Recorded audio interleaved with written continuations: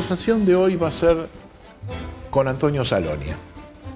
Y todo el programa vamos a conversar sobre su vida, su participación al lado de Arturo Frondizi y de muchas cosas de la música, de la literatura, de intelectuales, porque es una vida muy rica la de Antonio Salonia.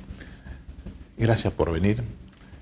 Con gran gusto. Salonia ha hecho muchas cosas en su vida, además de casarse con Martita, que es una... La mejor de todas. La mejor de todas, esa. Tiene una característica. Cuando le preguntan qué es, qué hizo, siempre dice una sola cosa: maestro. Soy maestro de escuela. Me recibí en la Escuela Normal de San Rafael, Mendoza. Y ese título me permitió trabajar 7 años en una escuela rural y estudiar durante ese tiempo en la Facultad de Filosofía y Letras de la Universidad de Cuyo, en la capital de Mendoza. Y ahí obtuve el título de profesor en letras. Y eso, digamos, fue... No voy a fijar fechas, porque fue hace mucho tiempo, pero vos naciste en San Rafael. No, en General Alvear. En General Alvear. Al sur, 100 kilómetros al sur de San Rafael. Ahí hice la escuela primaria. No había colegio secundario entonces en Alvear, así que fui a San Rafael. Ahí hice la escuela normal, donde también se había recibido 20 años antes, un poco más, mi madre como maestra en la misma escuela normal. Y tuve varios profesores que lo habían sido también de mi madre. Y después, cuando terminé y quise estudiar en la universidad, me trasladé de San Rafael a Mendoza capital y a trabajar en una escuela de Las Catitas, Santa Rosa, Mendoza, para poder pagar mis estudios universitarios. Tu mamá también fue docente. Fue docente, una importante docente. Hay una escuela actualmente que se llama Delia Euliarte de Salonia en General Alvear. También hay una calle que tiene el nombre de mi padre. Mi padre fue político, fue un político radical bastante importante y conocido. Hay una calle que se llama Senador Francisco Salón. Así que a través de las generaciones anteriores estoy muy honrado. Es decir, mamaste la docencia y la política. La docencia y la política. Simultáneamente. Vamos a hacer una breve pausa y empezamos a hablar de la docencia y la política. Con mucho gusto.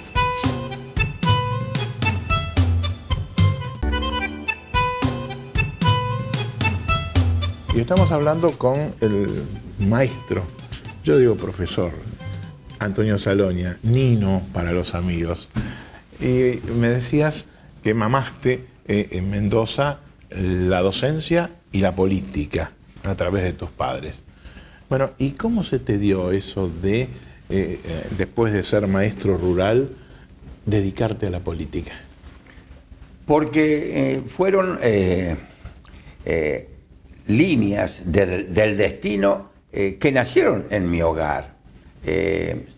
La docencia me permitió trabajar y vivir. Lo hice desde mis 17 años que comencé mi actividad como maestro de escuela primaria, prácticamente hasta la actualidad.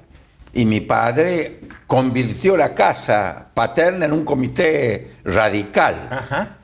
A donde iban todos los correligionarios. Era la época en que los dirigentes políticos, los correligionarios, estaban en permanente contacto. El dirigente llevaba al hospital cuando el correligionario, la mujer o el hijo estaba enfermo, le buscaba el médico.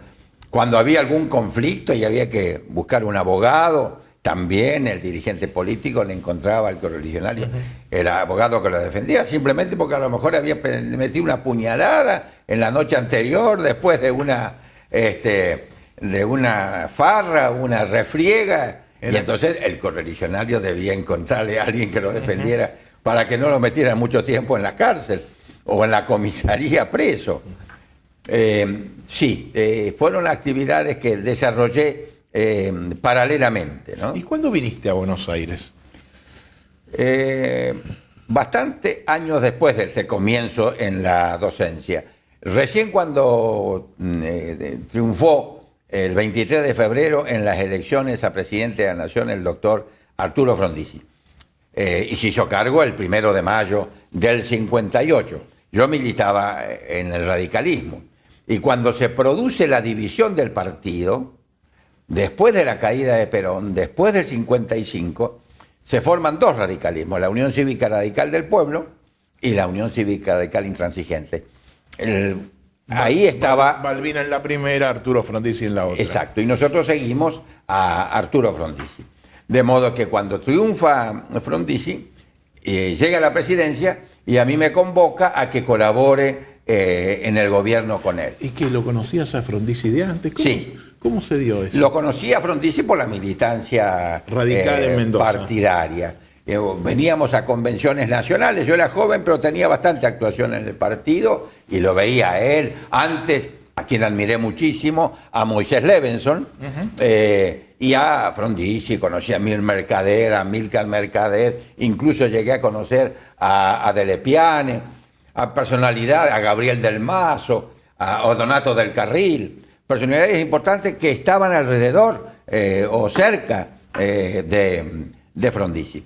De modo que la convocatoria a colaborar en su gobierno para mí fue muy importante. Yo tenía 28 años cuando me convocó. Ahora, y 28 años Frondizi confió en la gente joven porque te lo ofreció él ser subsecretario de Educación, porque en aquella época estaba el ministro y el subsecretario, el segundo. No había muchísimos subsecretarios, etcétera. En rigor me lo ofrecieron juntos. El ministro de Educación, el entrerriano Luis Rafael Macay, y él estaban juntos en la Casa de Gobierno, en el despacho del presidente, cuando me hicieron entrar y me ofrecieron la subsecretaría de Educación para que trabajara con Macay. ¿Y te temblaron las piernas en ese momento? No sé si me temblaron las piernas, pero fue un estremecimiento. Yo creí que no hacía demasiado tiempo que había dejado la universidad, porque además mis estudios universitarios fueron más largos que los convencionales, que los estrictos del plan de estudio, porque trabajaba. Claro. Así que no siempre podía rendir todas las materias. De modo que muy joven me hice cargo de la subsecretaría de Educación, fue un altísimo honor. Pero Frondizi convocó a gente muy joven porque él tenía 49 años, claro, cuando asumió la presidencia. Este es un dato importante, tenía 49 años tenía cuando asumió la presidencia en mayo del 58. Pero Aldo Ferrer, que estuvo en la misma época con Allende en la provincia de Buenos Aires, tenía 31, 32. Florid, ministro de Relaciones Exteriores, 29. Oscar Camilión, 28, 29.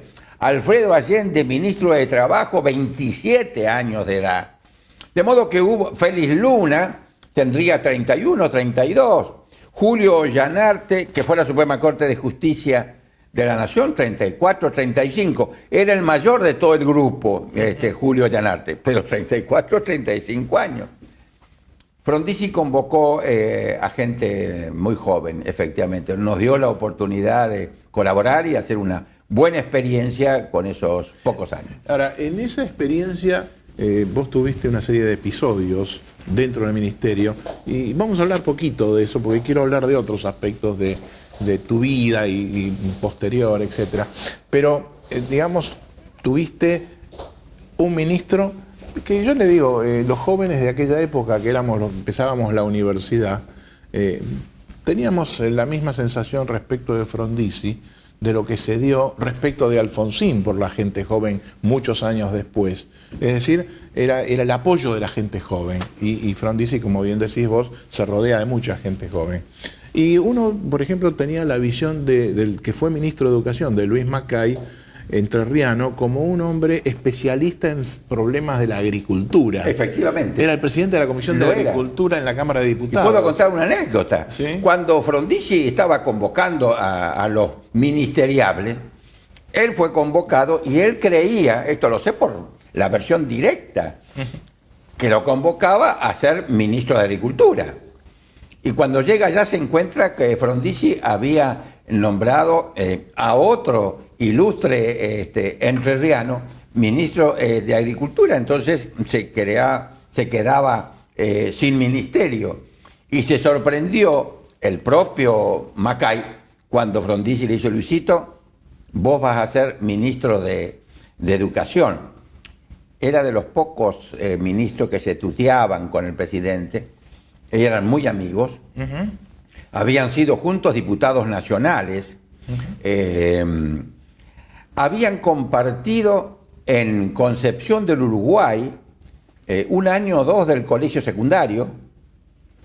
Y después en Buenos Aires, también una casualidad interesante, se encontraron en el último año del Mariano Modeno, el Colegio Nacional de Buenos Aires, y se recibieron juntos contemporáneamente de bachilleres. Sí, porque la historia cuenta, la historia que uno no vivió, pero que sí vivieron ustedes, que Frondizi no tuteaba. No, efectivamente. Solo a 2 que eran muy amigos de él, de los ministros, Luis Macay y Donato del Carril. Y a un tercero que conocí que tuteaba, que era Raúl Colombo, que fue durante muchos años presidente de la AFA. Eran compañeros desde la época del Mariano Moreno, habían sido compañeros del equipo de fútbol. Porque aunque parezca jugaba al fútbol. Frondizi jugaba al fútbol. Este flaco, alto, ¿no? Hay fotografías por ahí de Frondizi con la vestimenta del jugador de fútbol. De modo que con Raúl Colombo se conocían. Y Raúl Colombo, en la época que Macay era ministro de Educación y yo era subsecretario, fue director general de personal del Ministerio de Educación. Ahora, 2 preguntas sobre esto, porque uno lo cuenta con los años y haber sido ministro, subsecretario, una cosa muy tranquila. Pero ustedes en el tema de educación vivieron una revolución. Sí, y vivimos momentos muy agitados. Gran tensión. Muy agitados. Una de las primeras cosas del gobierno de Frondizi fue la aprobación del Estatuto del Docente. Esto no creó agitaciones, al contrario, el beneplácito de la docencia, de los gremios, porque durante décadas, por lo menos desde finales de la década del 20, maestros y profesores reclamaban su estatuto profesional. Y al comienzo del gobierno de Frondizi Macay, se le otorgó a la docencia el estatuto profesional. Ese fue el nacional, porque hay un antecedente, si no recuerdo mal, en la provincia de Buenos Aires, sí. Siendo ministro Roberto Noble. Sí, fines de la década del 30 o comienzo de la del 40. Era el que después fue, en el 45, fundador de Clarín, ministro de gobierno. Y hubo un estatuto del docente para la provincia de Buenos Aires. Este fue el estatuto del docente nacional, para todo el país. Nacional. Y en ese mismo año 58, Frondizi planteó algo importante en el ámbito del Congreso para una ley de libertad de enseñanza, que ya lo había anunciado en la campaña electoral. Pero nadie le prestó mucha atención a eso. Y suscitó una gran polémica, grandes conflictos en la calle. Hubieron sectores importantes que apoyaron y sectores importantes de la sociedad, sobre todo el radicalismo, el Partido Socialista, el Partido Comunista, estaban en contra de esta iniciativa de Frondizi de la libertad de enseñanza que posibilitaba la creación y el funcionamiento de universidades privadas. Tengo que hacer una breve pausa, pero lo dejo como interrogante para el otro bloque. Eso no implicaba de ninguna manera lo que en la historia nuestra se ha dicho como la privatización de la enseñanza. Bueno, ¿me contestás eso? ¿Cómo no? Después de esta pausa.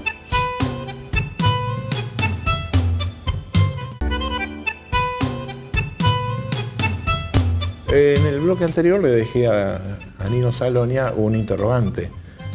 Si esto que significó una gran revolución en ese momento, un gran impacto, un gran cambio, propiciar la creación de universidades privadas, no significó, por cierto, el tema de privatizar la enseñanza. Se levantaron en la oposición a este proyecto de Frondizi banderas falsas. Por ejemplo, la disyuntiva de libero laica, como que la creación de universidades privadas implicaba un detrimento de la enseñanza laica, que la libertad de enseñanza beneficiaba solo a los católicos. Falsos dilemas, como que una vez aprobada la ley, la mayor parte de las universidades privadas que se autorizaron en la época de Frondizi y hasta hoy son laicas y no son católicas.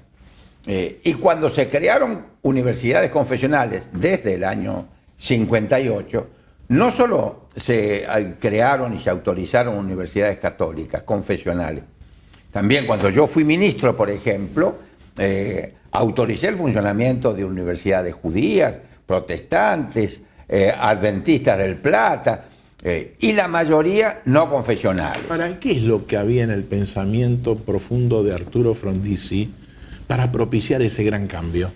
¿Cuál es el proceso de desarrollo nacional reclamaba el aporte de inteligencia cultivada, de formación cultural, de tecnología, de cultura tecnológica y destrezas técnicas, que no solamente lo podían brindar, y lo brindaron sin duda las universidades preexistentes estatales, sino que nuevas universidades del propio Estado y universidades que surgieran de la iniciativa social y privada podían crear alternativas de estudio, de formación y de capacitación que tuvieran que ver con el cambio de estructura económica y social del país. Es decir, dinamizar con crear el pensamiento. más oferta, la de iniciativa social, lo cual no implicaba ningún detrimento ni ningún cápito diminucio para las universidades estatales. Al contrario, el incremento de los presupuestos de las universidades estatales fue muy grande y el respeto a la libertad académica de las universidades estatales fue total, porque se podía convivir con la universidad, si queremos denominarla, de la reforma universitaria de 1918, con el gobierno tripartito, autonomía de la cátedra, etcétera, con nuevas alternativas universitarias que surgieran de esta ley de libertad. Ahora, en el tema de enseñanza, y esto te pido brevemente porque si no se nos va a ir el programa, en la época que asume Frondizi teníamos una gran fractura social, el peronismo-antiperonismo. Y entonces ustedes, Perón había creado la Universidad Obrera. Sí, señor. Y ustedes no la destruyeron. No.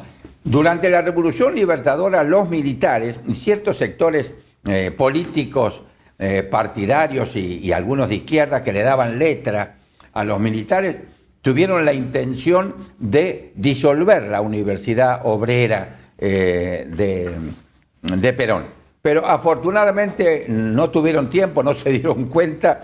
La cuestión es que terminó el gobierno de la Libertadora y llega el gobierno de Frondizi y todavía estaba, gracias a Dios diría yo, funcionando la Universidad Obrera. Asumimos ese tema, era un tema complejo. Entre otras cosas, las facultades de ingeniería de las universidades estatales se oponían al funcionamiento de esta Universidad Obrera.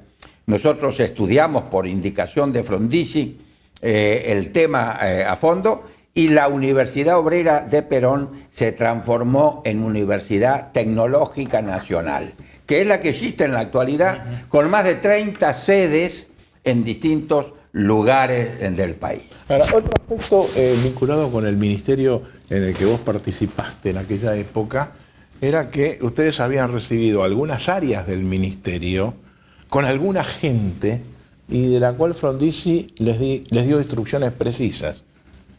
Bueno, eso me parece y me agrada relatarlo. Efectivamente, cuando Frondizi gana la elección y asume el 1 de mayo del 58, había candidatos, como ocurre siempre que hay un nuevo gobierno, para todos los cargos. Y había algunos cargos muy importantes en el Ministerio de Educación y en el sector cultura, que poco tiempo antes, un mes, 2 meses antes que asumiera Frondizi, el gobierno de la Libertadora había nombrado a determinadas personalidades. Así que el ministro tenía una gran incomodidad con esta cuestión por la presión de los correligionarios que ofrecían candidatos, algunos se autoofrecían. Entonces lo fuimos a hablar, el ministro fue a hablar con el presidente Frondizi a Olivos y además me brindó el gusto y el honor de que lo acompañara. Y cuando llegamos allá, era un día lindo de sol, Frondizi le dice, Luisito, porque ellos estudiaban, Luisito, venía a acompañar, vamos conversando mientras paseamos por acá, por los jardines de Olivos. Y así fue. Dijo, mirá, Arturo, tengo tales problemas, en tales cargos, tengo a funcionarios, me ofrecen nueva gente para que lo saque. Y Frondizi le contesta: Luisito, lo que vos tenés que lograr es que esos funcionarios que están en esos cargos continúen en sus cargos, no solamente no sacarlos, tenés que lograr que continúen en esos cargos. Eso significa, y lo logró el ministro, continuó en su cargo como director de la Biblioteca Nacional Jorge Luis Borges, como presidente del CONICET Bernardo Usay, como presidenta del Fondo Nacional de las Artes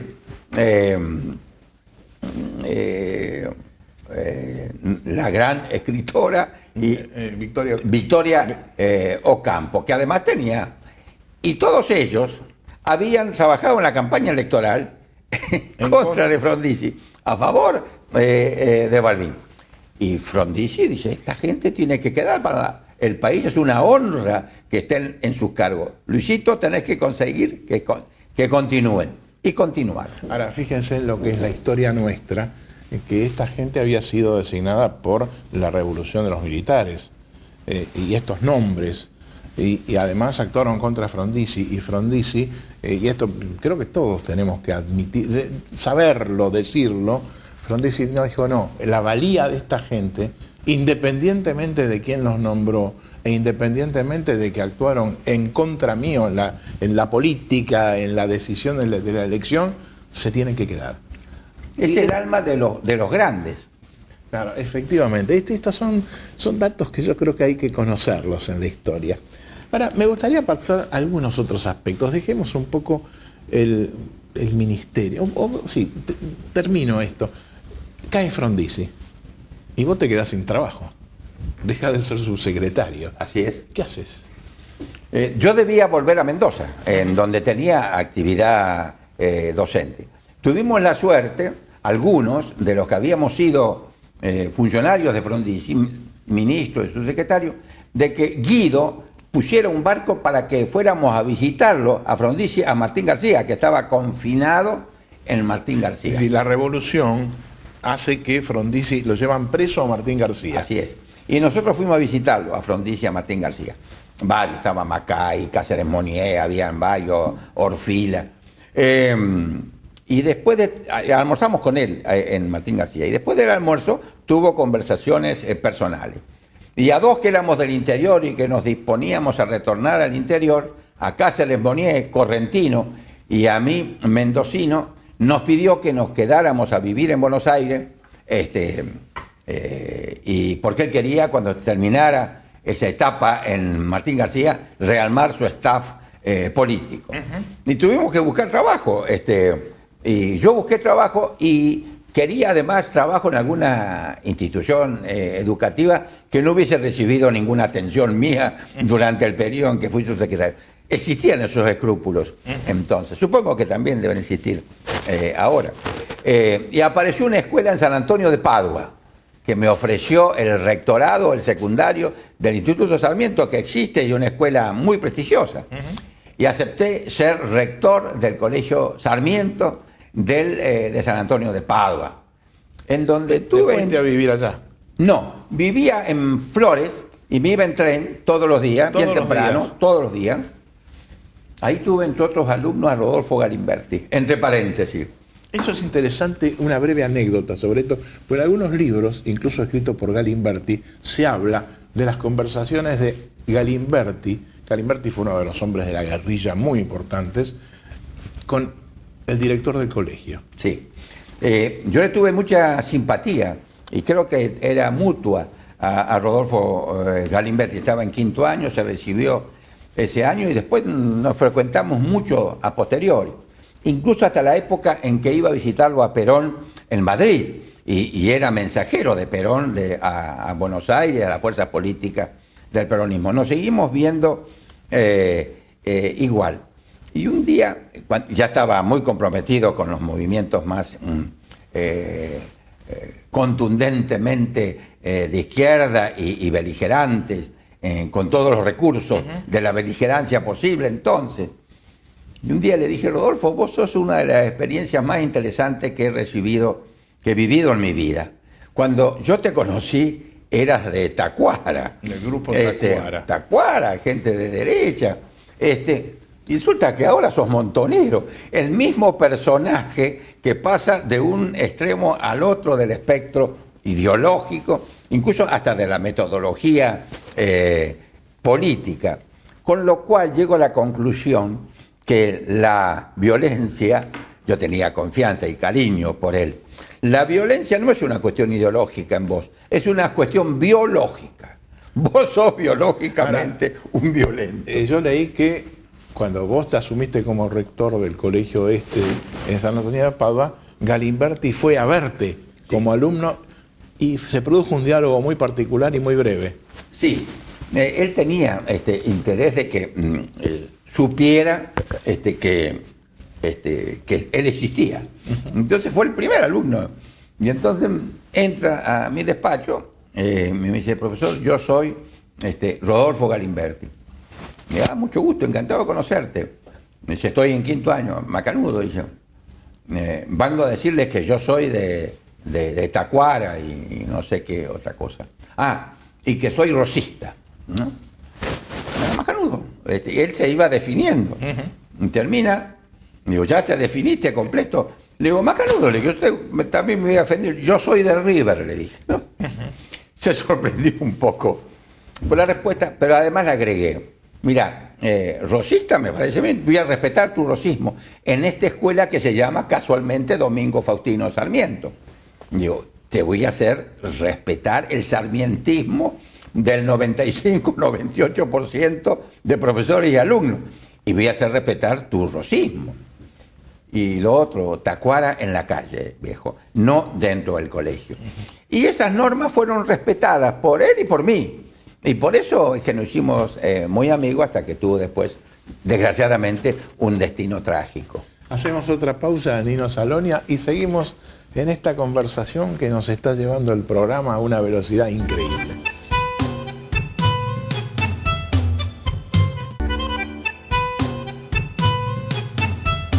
Antonio Salonia ha sido y es uno de los grandes partícipes de la vida nacional. Y muchas veces, muchas de sus actividades han sido públicas y otras han sido muy, muy cerradas, muy poco conocidas. Y se me ocurre que, como ya estamos promediando el programa casi hacia el final, me gustaría hablar de un tema importante, los derechos humanos. ¿Vos fuiste amigo de Emilio Fermín Mignone? Emilio Fermín Mignone ha sido uno de los hombres más importantes en la historia de las luchas por los derechos humanos en la Argentina. Porque además de serlo por una cuestión cultural e ideológica, él sufrió la desaparición de una hija. Sí, fuimos amigos, además fuimos compañeros en la Academia Nacional de Educación. Yo tenía, por otra parte, una gran admiración intelectual y cultural. Él fue rector, creador prácticamente de la Universidad Nacional de Luján. De Luján. E incluso en determinado momento de gobiernos militares tuvieron la intención de clausurar la Universidad de Luján. Yo en esa época casualmente trabajaba en el diario Clarín y era editorialista. Esto me dio oportunidad de defender esa universidad a través de los editoriales del diario. Afortunadamente no se llegó a ese extremo absurdo de cerrar esa universidad. La vida de Mignone fue muy intensa, muy sacrificada, realmente dramática vida de Mignone. Para mí, Mignone en algún momento fue el de los hombres que hicieron trascender qué pasaba en la Argentina a través de organismos internacionales. Porque él había trabajado en la OEA y en determinado momento la OEA designó una comisión investigadora sobre la situación de los derechos humanos en la Argentina y elaboró un largo informe que fue llevado, por supuesto, a Washington y tuve oportunidad a través de Miñones, de recibir un resumen de que de todos modos eran 2 volúmenes, que me pidió que se los entregara a Frondizi y a Frigerio. 2 juegos. ¿Por qué? Y efectivo, porque él tenía interés que estos 2 dirigentes de la política argentina, los máximos dirigentes del desarrollismo, conocieran este informe que era privado de la OEA. Y bueno, por supuesto, me lo entregó un día a las 7 de la tarde y yo lo entregué al día siguiente a la mañana, pero tuve oportunidad durante la noche de leerlo. Era tremendo, porque realmente ahí se describía con toda crudeza y muy completamente, digamos, lo que sucedía en este plano de la situación argentina en materia de derechos humanos. Y vinculado con esto, yo recuerdo haber leído un libro de Miguel Bonazo. Y Miguel Bonazo hace una referencia a Nino Salonia. Sí, efectivamente, hemos sido amigos y lo somos, yo supongo, hace mucho que no lo veo. Yo me sigo considerando amigo de Miguel. Fuimos compañeros de trabajo en la revista Extra de Bernardo Neustadt. Justamente cuando por razones político-ideológicas dejé de trabajar en Clarín, cosa que lamenté mucho. Después de 15 años de trabajar en Clarín, Bernardo me dio asilo en la revista Extra y ahí trabajé con Bonazo. Con Bonazo. Bonazo además mandó sus hijos a la escuela nuestra. Bueno, y sobre eso quiero que me cuentes qué dice Bonazo y qué pasaba en aquella época donde muchos miraban para otro lado o muchos no sabían qué pasaba. Bonazo tuvo siempre, desde que yo lo conozco, una militancia muy clara, muy categórica, y en consecuencia fue marcado y perseguido por las fuerzas de derecha y por determinados sectores militares. Tanto fue así que en algunos momentos sus hijos que eran alumnos de la escuela, mi mujer, no el servicio común de transporte escolar, los llevaba a su casa y se veía que había algún movimiento raro, no los dejaba y los traía a la casa nuestra, que era lo normal que debíamos hacer con los hijos de padres que sufrían alguna adversidad política. Nosotros que sabíamos de estas cosas porque éramos militantes políticos, aunque no a lo mejor en la misma línea ideológica, blindábamos la solidaridad que correspondía. Ahora, esto es otro dato importante que me importaba mucho destacar acá, porque cuando yo me fui enterando y leí lo de Bonazo y empecé a indagar qué pasaba en aquella época en que los 2 hijos de Bonazo iban al colegio que dirigía tu mujer, bueno, y ahí me enteré esto que es maravilloso, es decir, iban al colegio y creo que por ahí está saliendo alguna formalidad, porque por ahí el nombre de Bonazo no aparecía tampoco. Y de otros militantes políticos, algunos amigos de Bonazo y otros no, que estaban perseguidos, buscados por la dictadura militar. Fíjense, yo creo que era lo que correspondía hacer en solidaridad con miembros importantes, destacados, valiosos de la sociedad argentina con la que no teníamos coincidencia ideológica. Pero era importante desde el punto de vista de rescatar que no sufrieran y que sus hijos no sufrieran y evitar que cayeran en manos de los militares. A veces había que ponerle otro nombre y apellido. Bueno, eso no lo cuente. Cuando yo recién hacía referencia a haciendo algunas trampitas, era justamente que no aparecieran los nombres de los perseguidos políticos en ese momento, ¿no? Así es. Esta charla está terminando y yo estoy pensando básicamente que tenemos que hacer otro programa para seguir hablando de esto. Está terminando culpa suya, no culpa mía. Pero durante tu época, vamos un poco hacia atrás.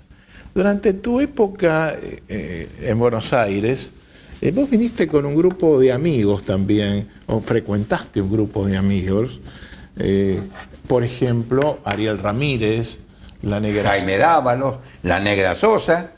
Yo tuve la suerte de poder convocar a Mercedes Sosa y a su marido, Matus, a que colaboraran conmigo en determinadas tareas en el Ministerio de Educación. Era la forma en que ellos podían venir de Mendoza, porque no, a pesar de que ella es tucumana, pero vivían en Mendoza, éramos un grupo de amigos, Tejada Gómez, Jaime Dávalo, que es salteño, pero estaba en Mendoza. Era nuestra bohemia juvenil. Así que cuando llego al ministerio, esa bohemia juvenil se trasladó a Buenos Aires y varios de ellos fueron colaboradores míos en el Ministerio de Educación. Claro, algún día sería muy interesante conocer, y por eso decía que el programa no da hoy para esto, hablar un poco de esa bohemia, cómo era Ariel Ramírez a los 27, a los 28 años, cómo eran las... Talentosísimo. ¿Sí? Bueno, siempre fue talentoso. Siempre fue talentoso. La Negra Sosa también. Que no hubo otra voz hasta hoy en el cancionero folclórico y popular argentino. Y yo por ahí me enteré que algunos de ellos por ahí, allá en Buenos Aires, iban a comer milanesas a tu casa. Sí, mi mujer siempre hizo buenas milanesas. Tejada Gómez me decía, dice, el sábado como siempre Martita hace milanesas, decirle que el sábado voy a comer las milanesas de Martita, pero que no se enteren los amigos porque si no van a caer los sábados en mi casa. Este es un secreto entre nosotros. No, sí, por supuesto. Pero estos secretos a veces conviene divulgarlos un poquito, porque además vos sos amigo de algunos pintores famosos, Por supuesto. con los cuales tenés alguna relación muy, muy directa. Sí, sí. Carlos Alonso, entre los mendocinos, por ejemplo, somos de la misma generación. Además, él se formó en la misma universidad que yo y tuvo nada menos como maestro a Spilimbergo. Después Carlos se fue detrás de Spilimbergo a Tucumán. Bueno, tengo otros amigos, Guillermo Rux, por hablar, dos personalidades de la pintura de primerísimo nivel en la Argentina actual. Tengo el honor de conocerlos desde hace muchísimos años. La mujer de Rux es mendocina. La mujer de Rux es italiana, nacida en Palermo, Sicilia. Yo soy descendiente. Igual que ustedes. Pero ella vino de 13, 14 años a la Argentina y fueron a radicarse a Mendoza. Y fuimos compañeros con Franca Beer de Rux, de Guillermo Rux, en la Facultad de Filosofía y Letras de Mendoza. Cuando uno habla del gobierno, y vuelvo un poco a la política, cuando uno habla del gobierno de Arturo Frondizi, uno habla del desarrollo económico y se habla del desarrollo social. Frondizi, mucha gente dice, ha sido uno de los grandes intelectuales argentinos. Pero Frondizi tuvo al lado un grupo importante que encabezó de alguna forma Pedro Real, Merchensky, Frigerio. ¿Qué eran esos hombres? El desarrollismo, en cuanto grupo de militancia política en la conducción, recibe aportes que vienen de la izquierda, incluso de la izquierda marxista, nítidamente, como los que acabas de nombrar. Pero también vienen aportes que desde el catolicismo y algunos desde la derecha católica más categórica. Oscar Camilión, por ejemplo, Albino Gómez, Mariano Montemayor, que también convergen en el pensamiento desarrollista y muchos en la militancia desarrollista, tienen otro origen que no es la izquierda marxista, pero coinciden en un denominador común, lo nacional, la causa nacional. Muchos vinieron de la izquierda, de partidos que eran excesivamente internacionalistas. El Partido Comunista era internacionalista, el Partido Socialista era internacionalista. Los que les pica la vena nacional terminan dejando esos partidos o siendo expulsados de esos partidos, convergen en esta fuerza nueva que es el desarrollismo, que fue el desarrollismo. Ahora, cuando vos decís convergen en lo nacional, ¿qué significa? Porque, es decir, vienen del Partido Comunista o vienen del socialismo internacional. De un partido comunista que era dependiente de la Unión Soviética. Todos los partidos comunistas de América Latina, supongo que de otros lugares en Europa, recibían directivas, incluso apoyo económico de la Unión Soviética. Obedecían al esquema internacional de los intereses de la Unión Soviética. El Partido Socialista no recibía esos aportes, pero la concepción de la política sí era internacionalista. Por eso Merchén, Guidardo Cunio, que vienen del Partido Socialista, abandonan el partido. Primero forman dentro del Partido Socialista lo que se llamó Acción Socialista. Ajá. Hay un periódico que se llamaba así, en donde están Merchén y Cunio. Vienen y convergen en el desarrollismo. Y nombraste a Juan José Real, importantísimo, intelectual, uno de los marxistas más importantes de América Latina, incluso de España incluida, con España incluida. Él estuvo en la Guerra Civil Española. Él, Ramón Prieto, también estuvo en la Guerra Civil, venían del marxismo y convergen en esta fuerza nueva. Y los identifica la concepción nacional de la política, del desarrollo económico, del desarrollo cultural. Lo nacional era el denominador común. Claro, y queda el interrogante, ¿cómo se supera, digamos, los orígenes con el objetivo?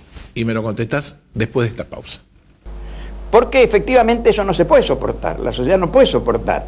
Y después cuando empecé a buscar a mi hija y empecé a recorrer generales, almirantes, brigadieres, la frase que me repetían como un latiguillo es: usted comprende que nosotros no vamos a cometer el error de Franco y de Pinochet de fusilar gente o de juzgarlos o de tenerlos detenidos, porque entonces hasta el Papa nos va a pedir que no fusilemos y no va a haber aquí inversiones de capitales de los países centrales.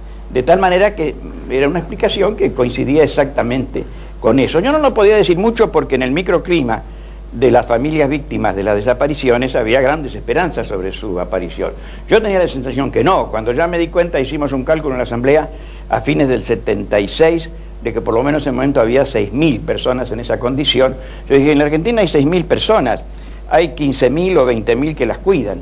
Y si hay 15.000 o 20.000 personas que las cuidan en campo de concentración, lo sabe todo el país, porque es un país donde las cosas se transmiten rápidamente. De tal manera que mi convicción era, que fue confirmada por los hechos, de que los asesinaban rápidamente. No podía decirlo demasiado abiertamente porque afectaba mucho la sensibilidad de las familias que tenían esperanzas de su desaparición, pero cuando me lo preguntaban, y cuando vino la Comisión Interamericana de Derechos Humanos en el año 79, hizo una investigación a fondo. Antes de irse yo le pregunté qué opinaban a ellos y al doctor Vargas Carreño, chileno, que era el secretario, y me dijo: estamos absolutamente convencidos que a todos los llamados desaparecidos los han matado.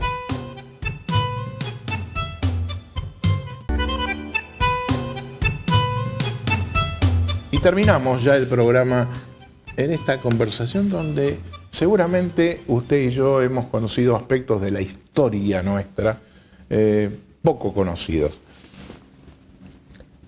Nino Salonia ha sido un hombre con una vastísima trayectoria intelectual, política, académica.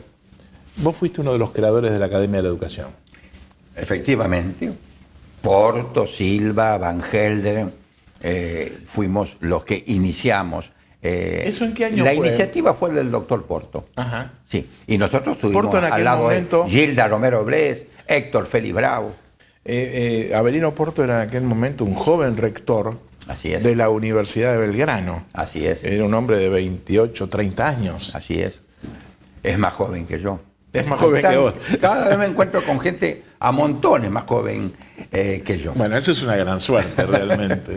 Porque además... Efectivamente, en el desarrollismo convergen, como decía, gente de distintos orígenes. En primer lugar, Frondizi, que viene del radicalismo. En segundo lugar, y casi en el mismo nivel que Frondizi y Frigerio, que viene de la izquierda, con Juan José Real, con Prieto, con Isidro Ódena, etcétera.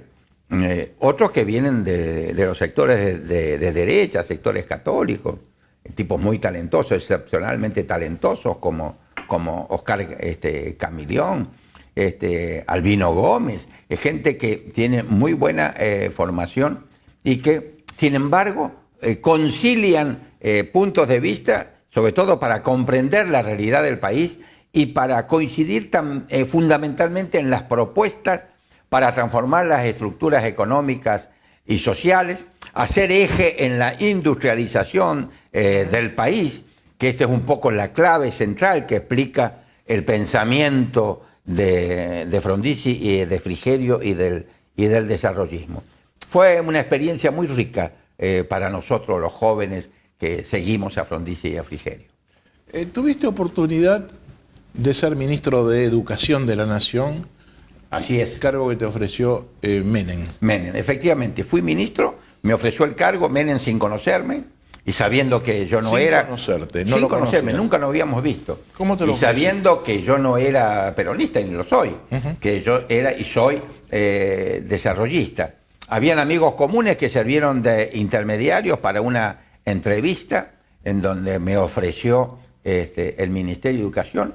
Estuve casi 4 años como ministro, me dio una enorme libertad. Previamente, por supuesto, a aceptar el ofrecimiento, le di explicación sobre mis puntos de vista, sobre los temas fundamentales de la política educativa, libertad de enseñanza, todos los temas de fondo, y además la necesidad de federalizar la educación, de transferir la administración educativa a las escuelas. Que eso se intentó en la época de Frondizi, ¿sabes? Ese comenzó en la época de Frondizi, después de la caída de Frondizi se paró ese proceso y fue retomado en la época de Menem, cuando yo fui ministro de Educación, porque el presidente Menem estuvo totalmente de acuerdo con eso. Ahora, previo a este ofrecimiento que aceptaste, tuviste otro ofrecimiento que no aceptaste. Efectivamente, en el año 71, el general Lanusse me ofreció el Ministerio de Educación. Yo lo conocía a Lanusse así a nivel social. Él era pariente del Comodoro Guiraldes, el que fue presidente de Aerolíneas Argentinas. Yo era amigo de Guiraldes. Y en cócteles en la casa de Guiraldes lo conocí a Lanusse. Y en mayo del 71 me ofreció el ministerio, se lo agradecí, era una deferencia, pero no lo acepté. Yo estaba en la militancia política, nosotros estábamos con Frondizi y Frigerio armando para las próximas alternativas electorales acuerdos de frente con el peronismo fundamentalmente y con otras fuerzas de signo nacional, la democracia cristiana, etcétera. Nino, ha sido un gran gusto estar charlando o dejarte hablar durante 1 hora. Muchas gracias. Muchas gracias por la invitación. No, al contrario. Y seguramente, si tenemos tiempo, vamos a tratar de armar otro programa para hablar de los otros aspectos que pueden ser muy interesantes también, alejados de la política. Dios mediante, hasta la semana próxima.